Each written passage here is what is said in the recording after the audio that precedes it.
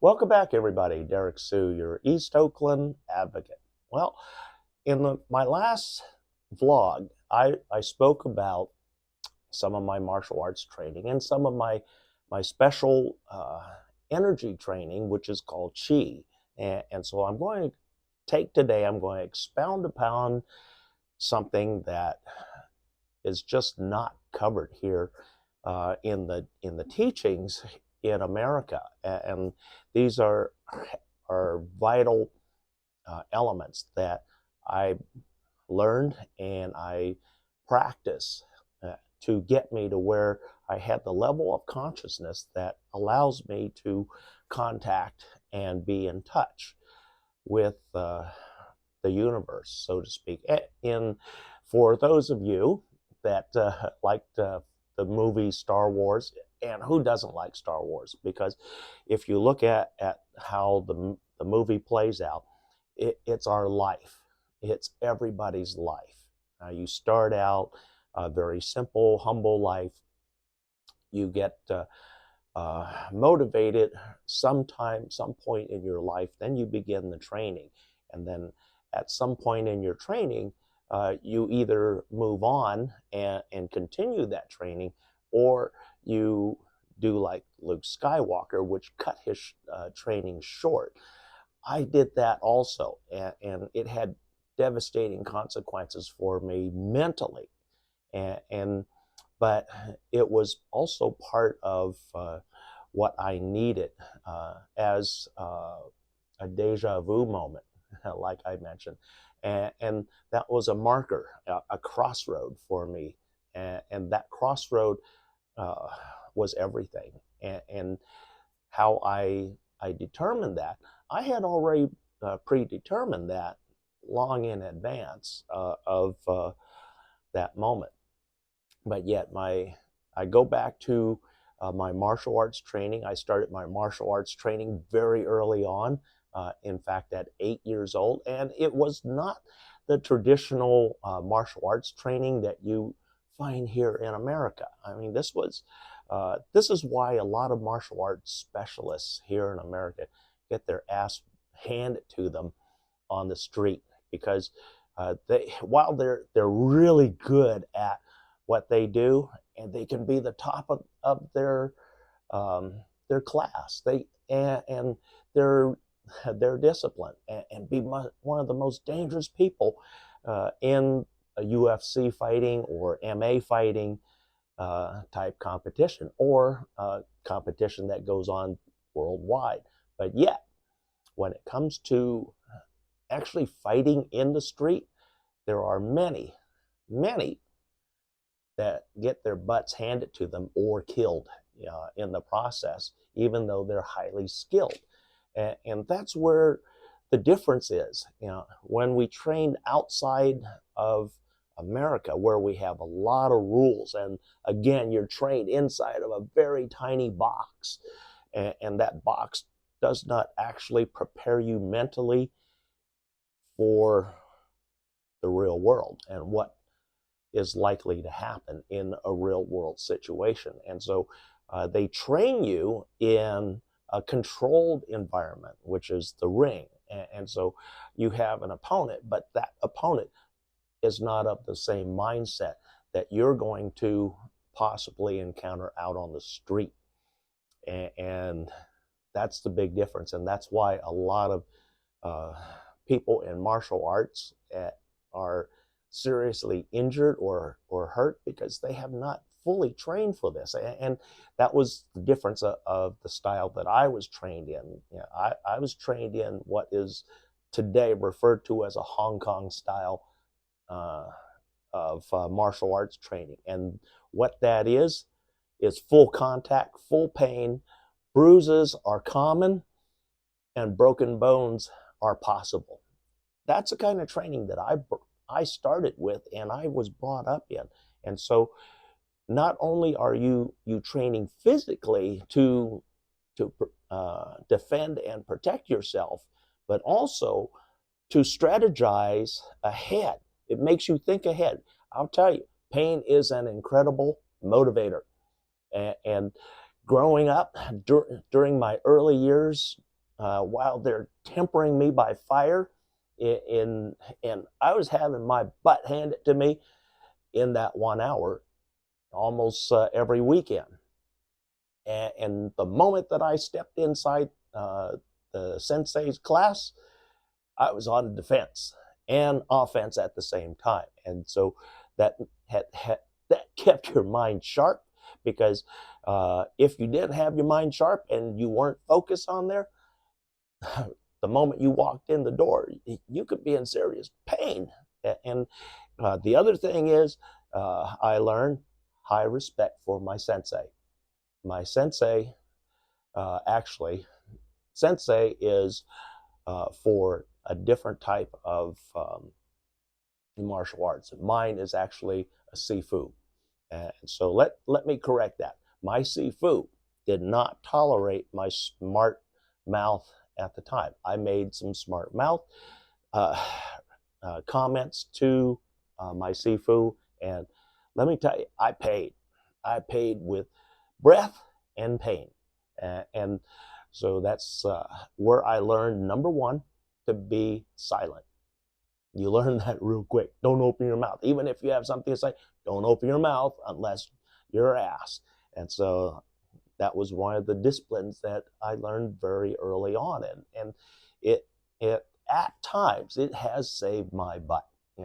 Thinking, okay, rather than mouthing off, which I could easily have done and escalated the situation, I de-escalate it by not being a smart mouth or making comments, and in fact, stepping down and say, well, excuse me, I'm sorry, that was my mistake.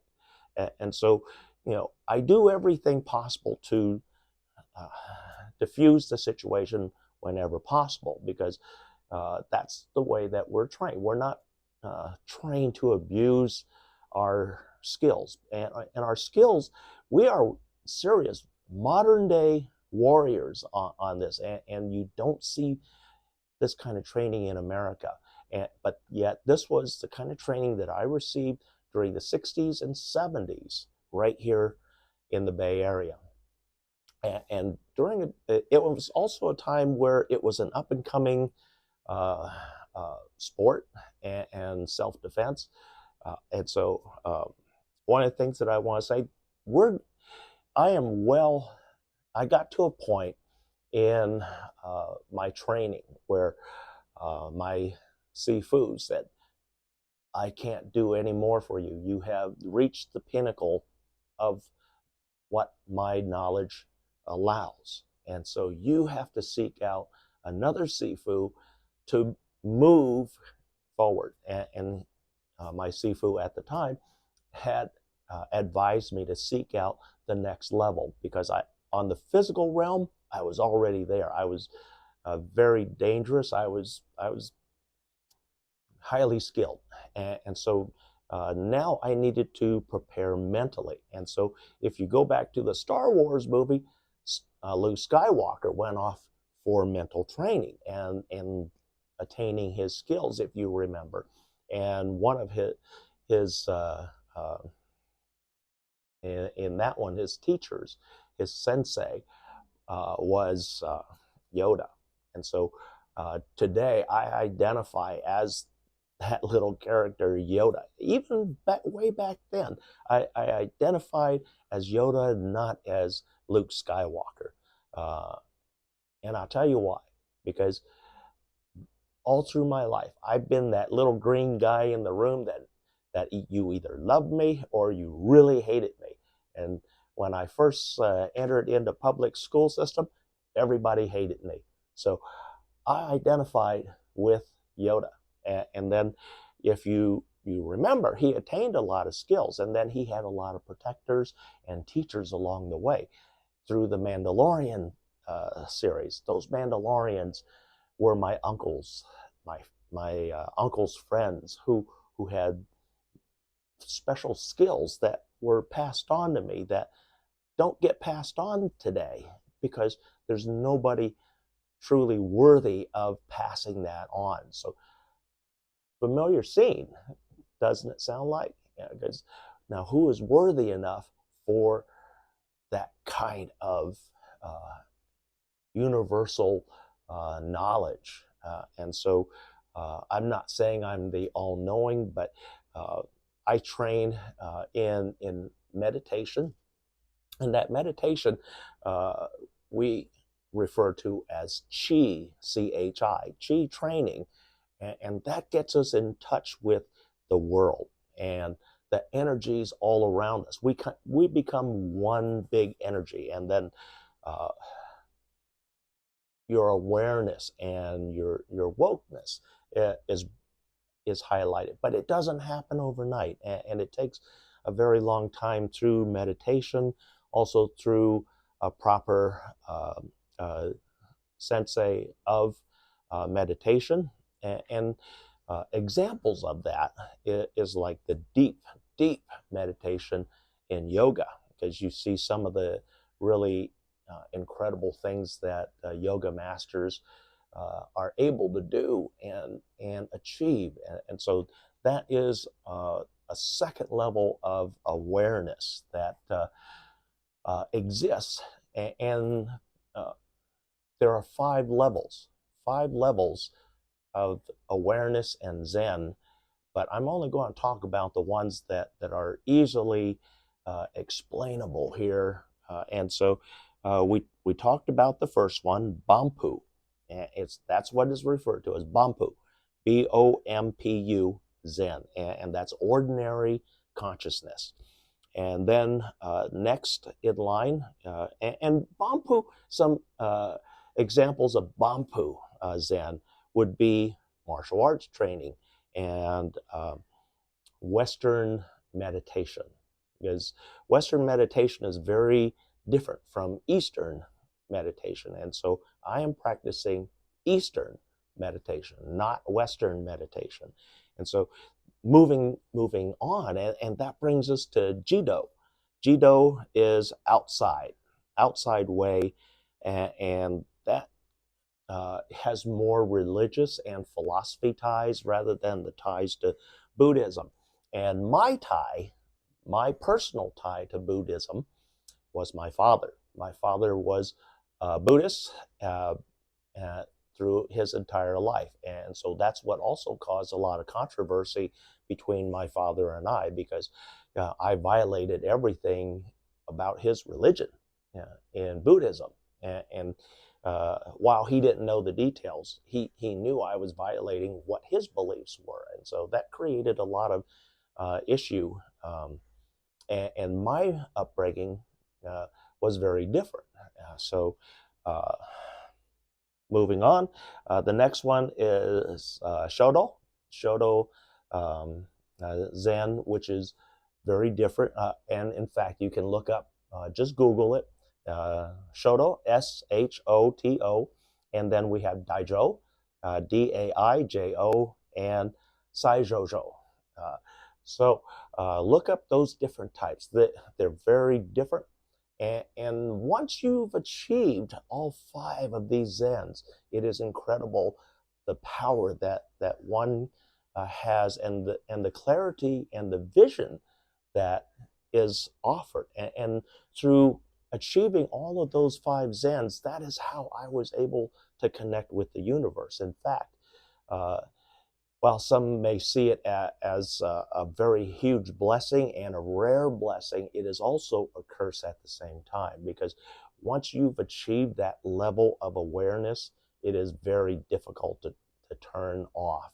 And a lot of people say, well, you're always by yourself. Don't you ever get lonely? Well, here's my reply. No, I don't, because too much goes on around me all the time, and I can't shut it off.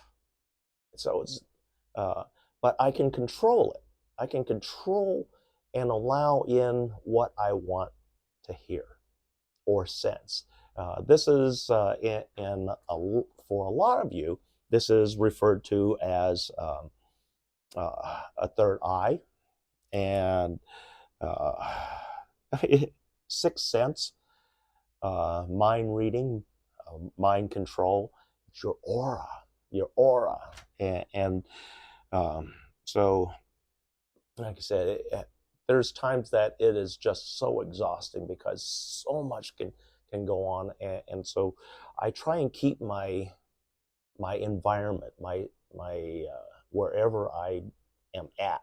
I try to keep it as peaceful as possible because it's incredible the amount of noise energy that goes on around us that ordinary people can't hear and can't sense and can't feel. But yet, like in the movie Star Wars, Yoda taught Skywalker how to use the Force. And that's what I've been through. I went through that training, and I finally, I made my mistakes early on. I didn't complete my training and had a disastrous number of years. And just like Luke Skywalker, he had a disastrous outcome because he didn't complete his training. He didn't physically train for what lied ahead, and that's where I fell short. And I went to battle and got my butt handed to me. And so that after I was rescued and went back to my basics, learned fully how to control what the Star Wars movie says, the Force. Well, for me, it's called Chi. Control my Chi. And one of the things I wanted to say was that my Chi is always on. And one of the first times that it really paid off for me was in 2017, because I sensed the 4 teenagers that were about to attack me at 25 yards away. I felt their energy. But yet, here's the interesting thing. I knew there were 4 energies. I could feel them. I could read their energies, what they were planning to do, what they were up to.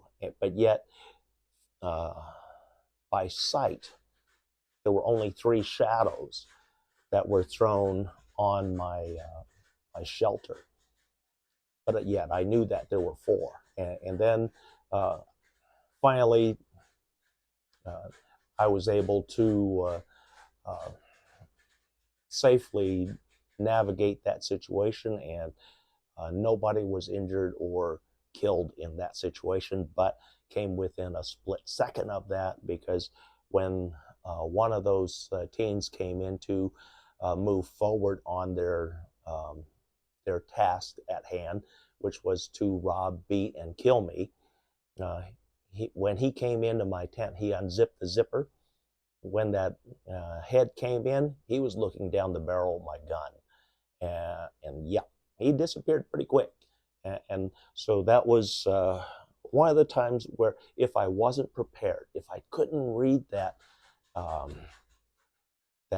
energy at that distance, I could not have been prepared for the harm that they were about to inflict. And yet, because I had that training and I could read that was one of the instances where I prepared and saved myself from a possible street murder right here in Oakland back in 2017. Then again, another one in 2018, 2019. So that it was constant. And each time I sensed and felt the person's energy. And then there's also been times when I've outsmarted these criminals, where I indirectly, kind of like what Obi-Wan did, waved his hand and then nobody saw him. Well, I didn't wave my hand, but I made sure that they didn't see me. And I literally walked right in front of them by 15 feet, and they never saw me. So the things that you see in Star Wars, these are all things that those of us in the martial arts know about and are possible. And these are skills that can be passed on and learned, but it takes time. It's not something that you're going to learn overnight, not in a year, 2 years. It took me 10 years, folks, 10 years of meditation practice. Also, having the right sifu to teach me and guide me through that journey and to prepare me. And so that's what brings the calmness for me. Even under fire, literally bullets whizzing by my head, I still remain calm. And this is because number one, I already know my mission, and I get the deja vu moments, which are my crossroads that lead me in the right path.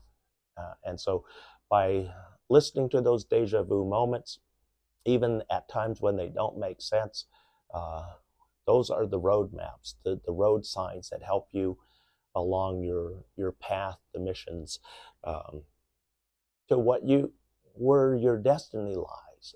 And your destiny can be anything. We don't know what your destiny is. Even though I was in another realm, I saw the beginning to the end, but yet when I was brought back here, my soul brought back here, that it put up the block. So I treat it as something new. I've never seen this before, but yet I've already seen it.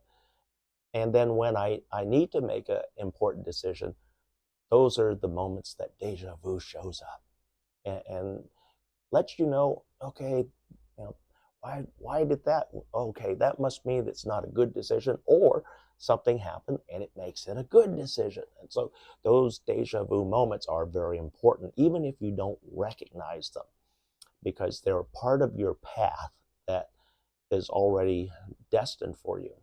Like I said, I've already seen my path. I don't know the final outcome because it's been suppressed, and for a reason. And then that way I don't try and change my destiny, because there was a plan that was put out, and then along the way I've just been reminded of that plan and what my purpose here was for. Even though I don't fully understand it right now, when my journey ends, that's when I'll understand everything, and I'll look back and say, yeah, I did good. And hopefully, that moves me on to the next realm. And then, like I said, where I've been, time does not exist. And so I was able to see beginning to end. Not in the sense like you're looking at this screen right now, but mentally you can see everything. You can feel everything. You can feel the warmth, the temperature, and the incredible love that is expressed all the time there. I mean, the love is so unimaginable that it really makes you say, could we just speed this up, get this over with? Because when you're feeling that love, you're doing something right. That's my take on everything. So anyway, folks, I hope this kind of explains and helps those of you explain to you, to help you understand my mindset and where I've been in my journey, not only from martial arts, but from the mental side. And along with that meditation came the healing that I needed to heal from depression, and then also the sadness of things that happened along the way, but understanding that those things that happened to me, those were supposed to happen. And that's what educated me and taught me lessons that I needed so that I could attain my final destiny. Thank you for joining me today. I hope this enlightens you